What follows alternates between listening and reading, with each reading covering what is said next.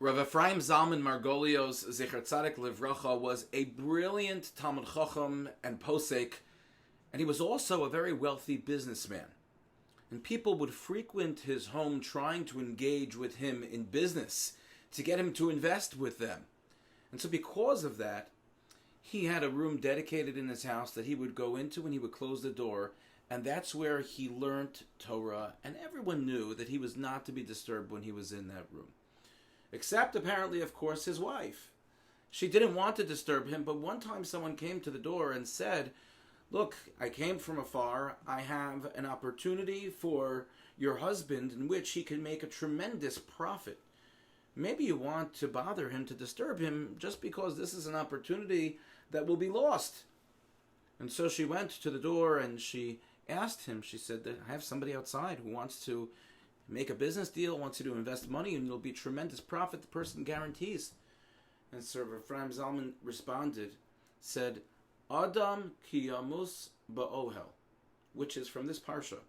Literally what it means is, Adam, a person, ki yamus, that dies ba'ohel, in a tent.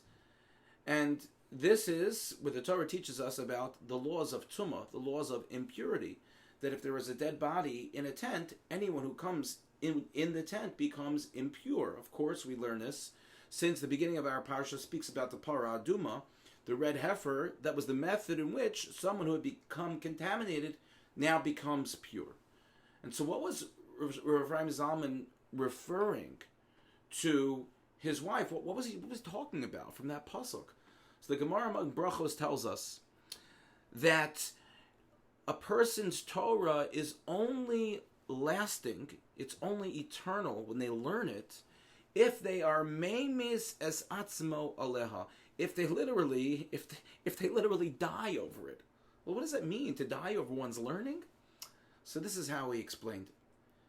What the Gemara means is that a person has to make themselves as if they are dead to everything else when they are learning Torah. Meaning, in order to be able to internalize that which they are learning, to be successful in that which they are learning, they have to put everything else aside. Anything having to do with a different subject, a different matter, it has to be left aside in order for a person to be able to engage and to be successful in the learning of Torah. And so his wife told him afterwards, this deal potentially would have gotten you a tremendous amount of money. And he responded and he said to her, "I guess I lost a tremendous amount of money, but look how much I paid to learn that daf of Gemara, to learn that page of Gemara.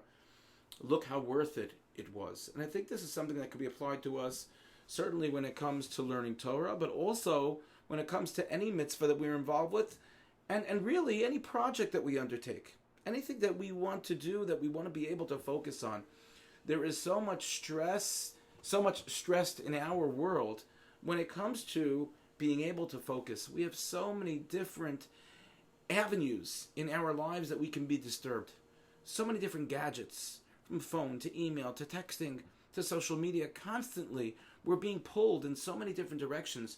How many times do we sit down, whether it's to learn or to focus on a project or to do a certain mitzvah or commit ourselves to a certain volunteer act, that we just get disturbed, we just get pulled. And what the Torah is telling us, what the Gemara is telling us, is that if you want to be able to be successful, certainly a Torah learning and anything else, one has to make a boundary so that one separates oneself from anything outside of what they are doing at the moment. And what a tremendous lesson that is for us. Back from the times of the Gemara, we'd say, oh, that's a brilliant discovery that perhaps the mental health experts or the scientists of today are encouraging us to do, to creating that boundary. But what we really see is that this was from the Gemara. This is from our Torah, in which we are told if you want to be able to learn Torah, the way to do so is to lock everything else out and focus. And as we live in a world where sometimes it's so difficult to focus, let's take the words of the Gemara, apply it to us in our lives, and hopefully we will be very successful. Thank you for listening, and have a good Shabbos.